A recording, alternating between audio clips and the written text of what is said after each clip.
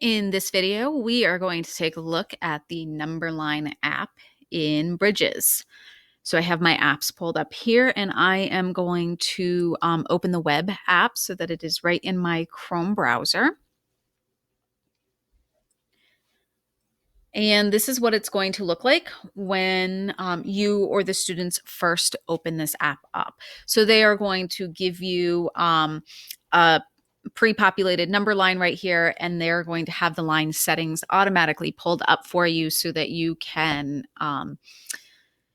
choose what you want, change your settings to match your needs. So it's automatically set to whole numbers.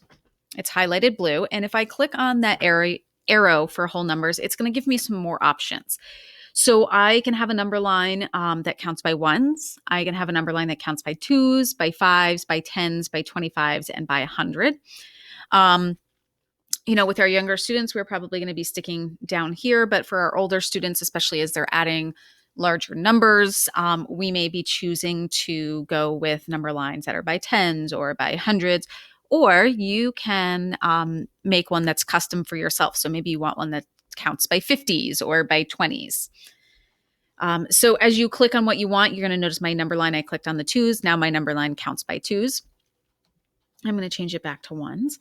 Other options that I have, I'm going to keep it on whole numbers for right now, is the spacing between my numbers. So right now they're spaced pretty close together. I can widen them. You're going to notice that now my number line goes from 0 to 17. I can make them even larger. So now it goes 0 to 9. So depending on the age and the numbers that you're working with might change your spacing. You can also choose where to start at. So if you are adding smaller numbers, you are going to start at 0. If you are maybe adding larger numbers, such as if we were adding 23 plus 42, we're not going to find that many numbers on this number line. So I might choose to start it closer to my first number. So let's say here I started at 20. So now you're going to see my number line over here to the left starts at 20 and it goes all the way up to 54, 55. And I would just click OK. And it sets it for me. So we're going to go back to 0. Other options for your number line is you can have a number line with fractions. You're going to choose your increments from half all the way up to twelfths. And let's just click on one so you can see what that looks like. So you've got your mixed fractions as you go higher. You have number lines with decimals, and again, you can choose the increments. And the same options with all of these, just like you have with your whole numbers, you can choose where to start as well and change your spacing. You can choose to do a number line with no numbers, which allows students to put on numbers that they need. And then finally, you have a number line that has nothing on it with the exception of the line. So students would need to put ticks on as well as numbers themselves. And this works really well for our older students who are starting to add larger numbers, who, if they're adding 52 plus 152, that they might be showing jumps of 100, jumps of 50. And so this number line right here allows them to make jumps that are different sizes. So let's put back the whole numbers and let's just do some exploring with this. So here I have this blue bar at the top. You can see it's a 0, 50, and 100. As I move this blue bar over, it is going to scroll my number line. My number line is going to go all the way up to 100. So even if students are adding larger numbers and you want to have a number line that starts at 0, this allows students to add some of those larger numbers and just scrolling to do so, which is really nice. So here are number line settings. Next to that to the right, we have jumps. So if I just click on that, it adds a jump. It is already spaced to whatever their default spacing is, depending on how far your lines or how far your ticks are spaced. This bar is always going to be the same size. So right now it is a size of 5, but we don't necessarily always want it to be a size of 5. So you notice these two gray boxes up at the top. If I click, I can shorten, lengthen. I can choose how high that jump goes, but I can make that so that it's the correct length of how many jumps I need to make. Next to that, I have jump labels. So if I click on that, it is automatically going to tell me how big my jump is. So 6 and then 17, my jump is 11. So it's automatically labeled that for me. If I unclick it, it gives me that question mark.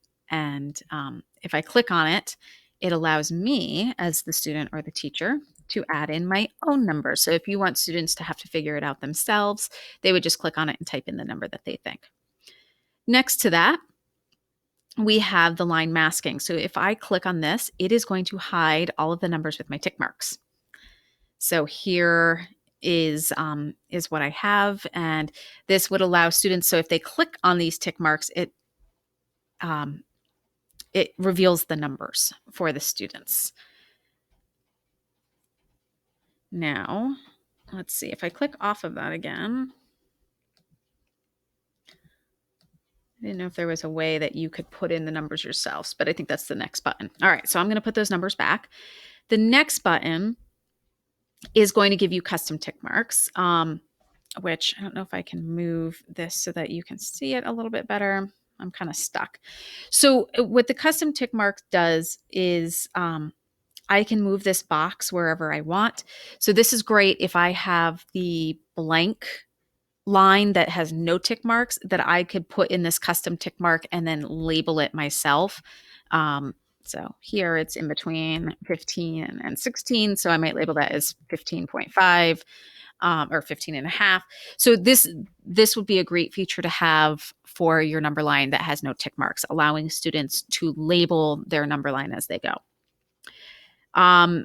A feature that we've seen with all of the other apps is this shade, allowing you to hide certain things and then revealing them when you're ready. You also have your equation writer, allowing you to write equations, your text box, allowing you to write text, and then you have your marker, which or your pen, which allows you to circle things or write numbers or whatever you need to do with that. And then let me get rid of those. Just to delete things, remember to click on. Seems to not want to delete. Oh, here you have to erase. I forget about this. So your pen, marker, whatever you want to call it, you have to use the eraser for. Let's get rid of this box here. We'll delete this. Let's delete this. And then finally, you have the option, like many of the other apps, to share your work. So students can save the image to their Chromebook and then they can add it to Google Classroom as an image, or students can share the link by adding it to Google Classroom to turn it in to the teacher to see the work. So this is a really cool feature. Let's just do a problem together just for fun. And actually, this would be a great way to show how a teacher might use this with students. So as a teacher, I might start with this app and I might decide on a problem that I want students to figure out. So maybe I want them to show me, I'm just going to go simple, the equation 5 plus 6, and I want them to tell me and show me what that equation equals. So as the teacher, this is what I have created for my students. And then I would share this with my students and they would work it out. So the way that I would do this as a teacher is down here we have this key symbol. And I am going to click that key symbol. And that's actually the wrong thing. Okay, so you want to share just like the students would. And you have this share code. So you can display this code on the board for students, or you can copy and paste it into Google Classroom, which is, let's see, I'm not sure I'm going to have to write it down. So my code is 3NKR-GKJX.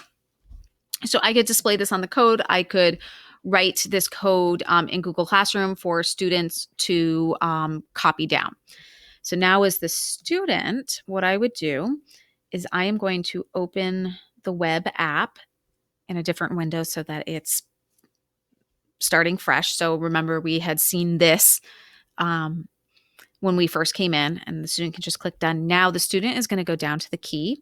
and they are going to type in their code. So I said it was 3NKR. The dash is already there for us. GKJX. And as a student, I'm going to click open. And so now I am going to see all of the work that the teacher did. And as the student, I am going to start doing this work. So 5 plus 6. So, you know, whatever strategies my teacher has told me, maybe this is my starting point. And then I'm going to add a jump, and I'm going to put the jump, oops, I guess I'm going to have to do it this way. Put the jump at 5, and I'm going to start counting. So I know that's 1, 2, 3, 4, 5, 6. And so then I'm going to click in that box, and I'm going to write plus 6. Done. And so now plus 6 is in there. And so now I can go in and I can show my answer. I see that my answer is 11. And so 5 plus 6, and I can type in 11. And now, as the student, I can go in and I can share this work back with my teacher by saving an image or copying the link. So let's copy the link and let's X out of this so you can see what it is that then the teacher sees. So the teacher uses that link and they're going to see the student's work. So pretty cool way for students to show understanding, to do a formative assessment at the end of class, things like that, especially on a remote day or with virtual students, that we no longer have to be passing out these papers and things like that. It gives them this nice online way to be sharing work back and forth. And what's cool is, as the teacher, you can set it up, then the students can open it, do the work, and then they can send it back to you. So that is how the Numberline app in Bridges works.